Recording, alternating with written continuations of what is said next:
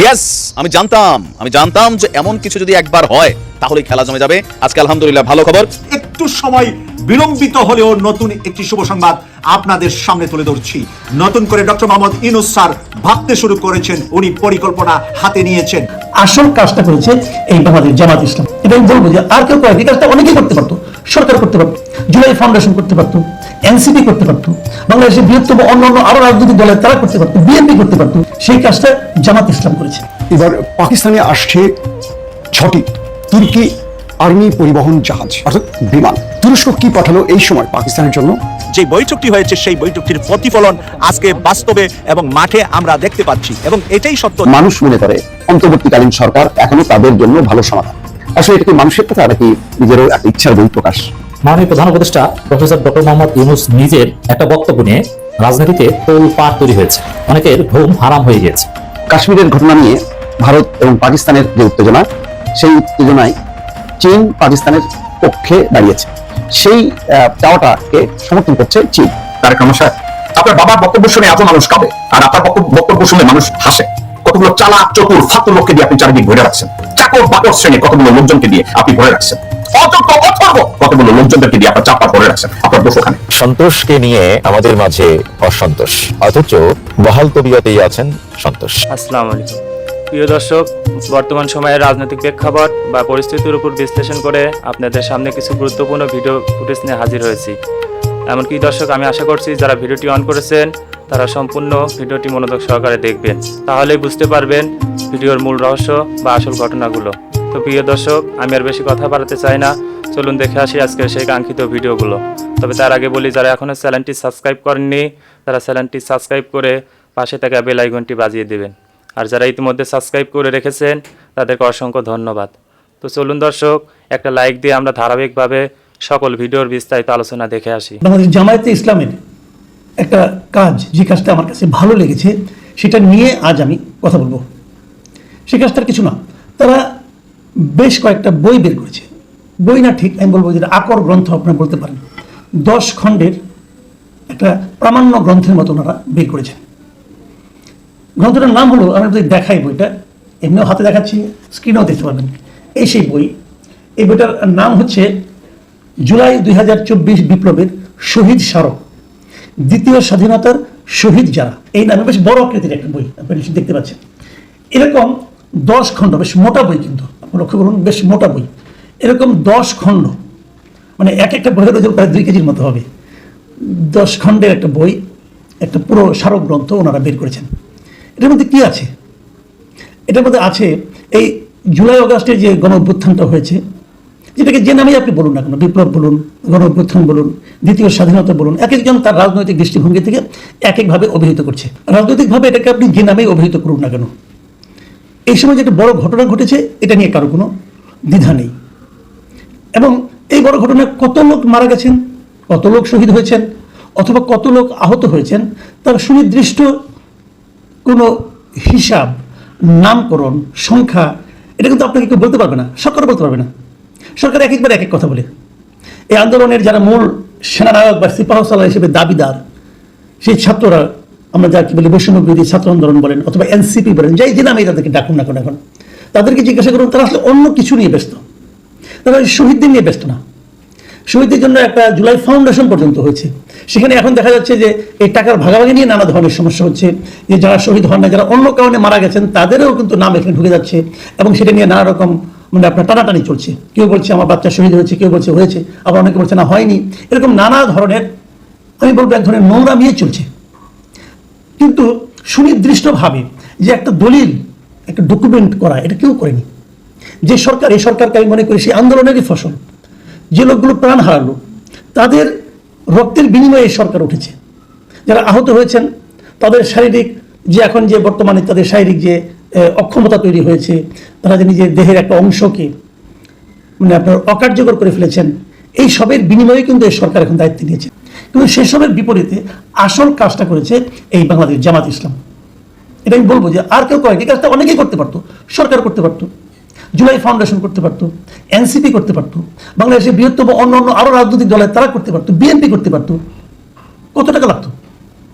সেই কাজটা জামাত ইসলাম করেছে।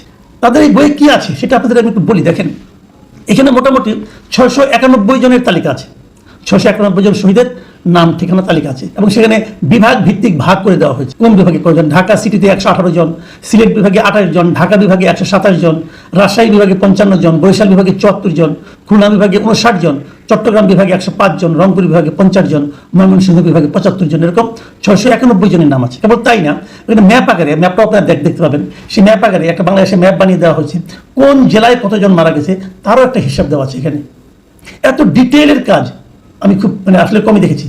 এখানে প্রত্যেকটা শহীদের নাম ধরে ধরে সেই শহীদের পরিচিতি, কে সে, তার নাম কি, তার বাড়ি কোথায়, এবং তার ফ্যামিলির কে কে আছে, এবং তারপর মৃত্যুর সময় সে কি কাজ করতো, কিভাবে তিনি শহীদ হলেন, কোন কাজ করতে যে শহীদ হলেন, কোথায় শহীদ হলেন, জায়গাটা, স্পটটা কি, এবং ওনার আগের ছবি এবং শহীদ হওয়ার পরের ছবি, যেখানে তিনি প্রথম পাওয়া গেছিল সেখানকার ছবি, অথবা হাসপাতালে আনার পর গুলিবিদ্ধ অবস্থায় অথবা যেভাবে তিনি মারা গেছেন তার ছবি, এবং অনেক ক্ষেত্রে যেখানে যেখানে ডাক্তারের সার্টিফিকেট পাওয়া গেছে সেই সার্টিফিকেটের ছবি, এমনকি প্রত্যেকটা ব্যক্তির এনআইডি ছবি পর্যন্ত দিয়ে দেওয়া হয়েছে।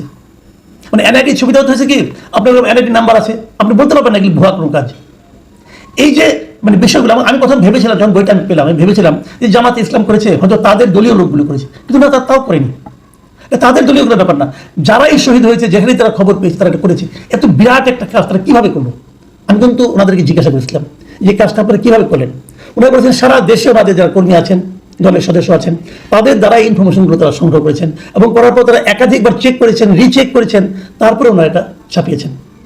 দেখুন, আমরা অনেক সময় বলি যে আমাদের মহান স্বাধীনতা দিবস, আমাদের স্বাধীনতা যুদ্ধের কথা বলি, মুক্তিযুদ্ধের কথা বলি, আমরা কিন্তু মুক্তিযুদ্ধের কোনো ইতিহাস এগুলো তৈরি করতে পারিনি। এর যে দুর্ভাগ্যের কিছু হতে পারে না। কতজন মুক্তিযোদ্ধা ছিল এই হিসেব নিয়েই নানা রকম ঝগড়া বিবাদ, কত কিছু ন্যাক্কারজনক ঘটনা, এবং আজকে যে আন্দোলনটা হয়েছে সেটা কিন্তু ওই কারণেই হয়েছে যে ওই হিসাবের মধ্যে কত গরমিল আছে। একজন লোক মুক্তিযুদ্ধ করে মুক্তিযুদ্ধের সময় জন্মও হয়নি, সে লোক মুক্তিযোদ্ধা হয়ে গেছে, এরকম ঘটনা আমরা দেখেছি। তো তার বিপরীতে এরকম একটা তালিকা করতে পারাটা আমি মনে করি একটা বড় কাজ। কাশ্মীরের ঘটনা নিয়ে ভারত এবং পাকিস্তানের যে উত্তেজনা, সেই উত্তেজনায় চীন পাকিস্তানের পক্ষে দাঁড়িয়েছে, এটা মোটামুটি পরিষ্কার। যদিও দুই পক্ষকেই সংযত থাকার আহ্বান জানিয়েছে, কিন্তু একটি নিরপেক্ষ আন্তর্জাতিক তদন্ত চেয়েছে পাকিস্তান, সেই চাওয়াটাকে সমর্থন করছে চীন।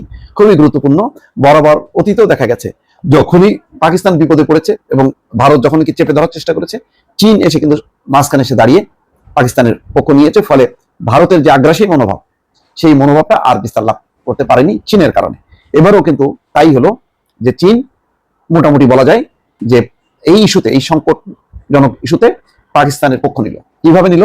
খবরে বলা হচ্ছে পহেলগাঁও কাণ্ডের পরবর্তী পরিস্থিতিতে পাকিস্তানের দাবিকে সমর্থন জানালো চীন।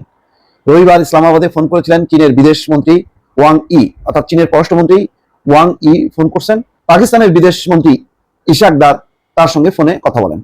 তারপরেই পহেলগাঁও ঘটনা এবং কাশ্মীরের পরিস্থিতি নিয়ে বার্তা দিয়েছেন ওয়াং।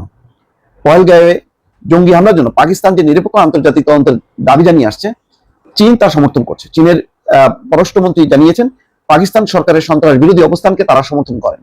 চীন বরাবরই পাকিস্তানের পাশে ছিল, আছে এবং থাকবে। ভারত এবং পাকিস্তান উভয় দেশকে সংযুক্ত হওয়ার বার্তাও দিয়েছে বেইজিং।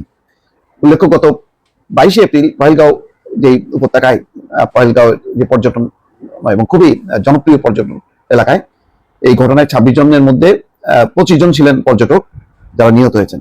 ওই ঘটনায় পাকিস্তানকে দায়ী করে তাদের বিরুদ্ধে একাধিক পদক্ষেপ নিয়েছে ভারত, এবং তারপর পাকিস্তানও নেয়। পাল্টাপাল্টি এই পরিস্থিতিতে উত্তেজনা দেখা দেয়, এবং 3 দিন ধরে আজকে গুলি বিনিময় হচ্ছে কাশ্মীর সীমান্তে পাকিস্তান এবং ভারতীয় সৈন্যদের মধ্যে। তো সিন্ধুর পানি বন্টন চুক্তি এটা স্থগিত করায় পাকিস্তান সাংঘাতিকভাবে ক্ষুব্ধ এবং বলেছে যে এটা যুদ্ধের শামিল। তো এই অবস্থায় দুই পক্ষই কথা বলছে, তাদের পক্ষে আন্তর্জাতিক সমর্থনের পাল্লা ভারী করার চেষ্টা করছে। সৌদি আরব এবং ইরান বলেছে যে তারা মধ্যস্থতা করতে রাজি। বাংলাদেশও বলেছে যদি দুই পক্ষ চায় তাহলে তারা মধ্যস্থতা করার জন্য প্রস্তুত আছে। জাতিসংঘ দুই পক্ষকে শান্ত থাকার আহ্বান জানিয়েছে। এর মধ্যে পাকিস্তান বলেছে যে ঠিক আছে, যে পাকিস্তানের উপর দায় চাপানো হচ্ছে, তো ওই ঘটনার একটা আন্তর্জাতিক তদন্ত, সেই তদন্তের জন্য তিনি পশ্চিমাদেরকে বলেছেন, চীন, রাশিয়া, অন্য দেশগুলোকেও আহ্বান জানিয়েছে। এখন চীন এই দাবিকে সমর্থন করছে। যদি আন্তর্জাতিক একটা তদন্ত হয় তাহলে পাকিস্তান তার একটা কনফিডেন্স বা সত্য কিনা সেটা প্রকাশিত হবে। কিন্তু ভারত তো সেই আন্তর্জাতিক তদন্তের কথা কোনো কিছুই বলছে না। সে প্রথম দিনই ঘটনার সাথে সাথে দায়ী করলো। অথচ আজকেই দেখেন যে পাকিস্তানের একটি জায়গায় সন্ত্রাসী হামলায় 9 জন স্পট ডেড। প্রায় পাকিস্তান এই ধরনের সন্ত্রাসী ঘটনার মুখোমুখি হয়।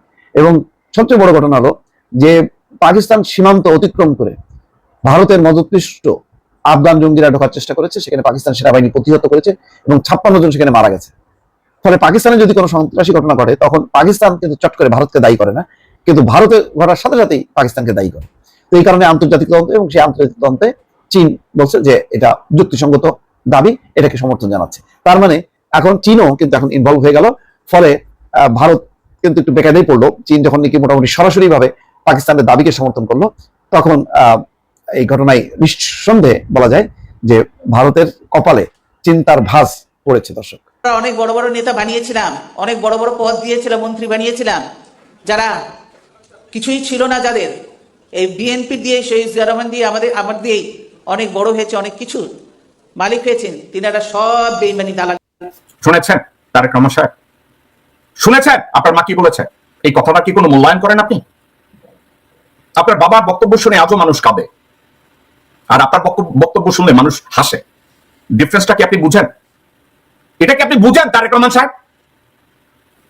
একটু বোঝার চেষ্টা করেন। তারেক রহমান সাহেব, এটা আপনার দোষ না যে আপনি রাজনীতি বুঝেন না, এটা আপনার দোষ না যে আপনি দূরদৃষ্টি না, কিন্তু আপনার দোষ কোনটা জানেন? You surround yourself with some bad people. কতগুলো চালাক চতুর ফালতু লোককে দিয়ে আপনি চারিদিক ভরে রাখছেন। চাকর বাকর শ্রেণীর কতগুলো লোকজনকে দিয়ে আপনি ভরে রাখছেন। অযোগ্য অথর্ব কতগুলো লোকজনদেরকে দিয়ে আপনার চারপাশ ভরে রাখছেন। আপনার দোষ ওখানে। গত 17 বছর আপনি ভুল করেছেন। সবাই বলছে আপনি নাকি লন্ডনে এসে প্র্যাগম্যাটিক হয়েছেন, দূরদৃষ্টি হয়েছেন, আপনার পরিবর্তন হয়েছে। No, I don't think so. মানুষ হিসাবে আপনার পরিবর্তন হতে পারে, কিন্তু রাজনৈতিক ভাবে আপনার ভিতরে কোনো ম্যাচুরিটি প্রবেশ করে না। Still you are surrounded by some criminal, still you are surrounded by some idiot, still you are surrounded by some cold killer, still you are surrounded by র। আপনার রাজনৈতিক প্র্যাগম্যাটিজম কোথায়? যারা বলে আপনার পরিবর্তন হয়েছে, where? I don't see that, I haven't seen that yet. আর একটা কথা আপনাদেরকে আমি যখন কথায় কথায় বলি যে আপনার দলের প্রত্যেকটা লোক একটা জায়গায় আরো একটা জায়গায় আপনি ব্যর্থ হয়েছেন। আপনার এখানে দলের কোনো মুখপাত্র নাই। এত লক্ষ লক্ষ কোটি কোটি টাকা আপনারা আর্ন করেন, চান্দাবাজি করেন, টেন্ডারবাজি করেন, যা কিছু করেন, একটা মুখপাত্র রাখতে পারেন না যারা আপনার দলের নীতিমালা সম্পর্কে ব্যাখ্যা করবে? আপনি কি দলের সব কুত্তার বাচ্চাদের বলে দিতে পারেন না যে কোন নীতির উপরে তোমরা কোনো মন্তব্য করবা না, একসেপ্ট ওই মুখপাত্র? এটা পারেন না? এই কথাটা আপনাকে কেউ বলে না, কেউ শিখায় নাই। কোন একটা বাল রাখছেন না হুমায়ুন, কোন একটা বাল। আমি যদি পেশাব করি আমার মুখ খাওয়ার যোগ্যতা ওই হুমায়ুনের নাই, তারে বানাইছেন আপনি কূটনৈতিক উপদেষ্টা। আহা, কূটনৈতিক উপদেষ্টা এই হুমায়ুন। ডোবার জন্য আর কিছু আছে আপনাদের? আছে নাকি আপনাদের? মাননীয় প্রধান উপদেষ্টা প্রফেসর ডক্টর মোহাম্মদ ইউনূস নিজের একটা বক্তব্য নিয়ে রাজনীতিতে তোলপাড় তৈরি হয়েছে, অনেকের ঘুম হারাম হয়ে গিয়েছে। সম্প্রতি প্রফেসর ইউনূস 2টা ইন্টারভিউ দিয়েছেন, একটা আল জাজিরায় আর একটা ইন্ডিয়ান একটা ম্যাগাজিনে, অখ্যাত একটা ম্যাগাজিনে। তা আল জাজিরার তার ইন্টারভিউ ধাপে ধাপে আমাদের সামনে আসছে। তার একটা অংশ নিয়ে রাজনীতিতে তোলপাড়। অনেকে কনক্লুশনে যাওয়ার চেষ্টা করছেন যে প্রফেসর ইউনূস নিজেই সিদ্ধান্ত নিয়েছেন যে না, তিনি 5 বছর থাকবেন। এখন 5 বছর ক্ষমতায় থাকার জন্য যে কনসেন্ট উৎপাদন দরকার বা যে গ্রাউন্ড তৈরি করা দরকার বা যে ন্যারেটিভ নির্মাণ করা দরকার, এটা প্রফেসর ইউনূস সরকারের লোকজন তো করছেই, এখন তিনি নিজেই শুরু করেছেন। আসলে কি তাই? দর্শক, বাংলাদেশের মানুষ মনে করে অন্তর্বর্তী সরকার তাদের জন্য ভালো সমাধান। আল জাজিরাকে প্রফেসর ইউনূস এ বক্তব্য সরলভাবে ব্যাখ্যা করলে মনে হতে পারে যে হ্যাঁ, প্রফেসর ইউনূস দীর্ঘদিন বা 5 বছর থাকতে চান, কারণ বাংলাদেশের মানুষ এই সরকারকে সমাধান মনে করে। তো মানুষ যদি এই সরকারকে সমাধান মনে করে, তাহলে সেই সমাধান তো এটাই হওয়া উচিত। আর সেটা ছেড়ে মানুষের মতামত কে উপেক্ষা করে তাকে তো আর চলে যাওয়া উচিত নয়। ক্লিয়ার কথা? তো এই বক্তব্যের মাধ্যমে প্রফেসর ইউনূস নিজে 5 বছর থাকার ইঙ্গিত দিয়েছেন কিনা, এটা আমরা বিশ্লেষণ করব। তার আগে বলিনি যে আমাদের দাবি, জনগণের দাবি, জনগণের প্রাণের দাবি, প্রফেসর ইউনূস 5 বছর ক্ষমতায় থাক। এটা এখন বাংলাদেশের অধিকাংশ, বলতে আমি বলবো যে বিএনপিরও একটা অংশ চায়। 80 to 85% মানুষের প্রত্যাশা, আই বিলিভ। আমি আশা করছি সম্পূর্ণ ভিডিওগুলো মনোযোগ সহকারে দেখেছেন। সেই সাথে ভিডিওর কোনো তথ্য বা মতামত থাকলে কমেন্ট বক্সে জানিয়ে যাবেন। আজকের মতন এখানে শেষ করছি। ফিরে আসছি আগামী দিনে অন্য কোনো টপিকস নিয়ে। সে পর্যন্ত ভালো থাকবেন। আল্লাহ হাফেজ।